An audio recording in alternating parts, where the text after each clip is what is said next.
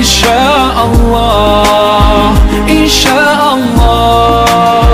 you'll find your way. Jirenya ada isu. Dua jirenya orang mantan bombolin dan turang kerja takka. Hijrah. Jirenya begitu ada pada di sini. Jirenya kat doina apa? Jirenya ada isu. Osa, gua bikin menara saya jirenya karena saya kemo. Gas betul kan? Isa orang itu mengerti. Abi Ini musa di kalan jangan kau toko sena sampai wadi. Ada madu bu. Abi dia kan aja pinggam tu. Pinggam tu. Sekarang sendiri sufimo. Ammo garu makai sa. Kami kira tu. Ini mo. Kami kira tu ini. Ini? Amari orang duduk iksaran. Amari orang duduk iksa. Yo ninjiran. Ninjiran.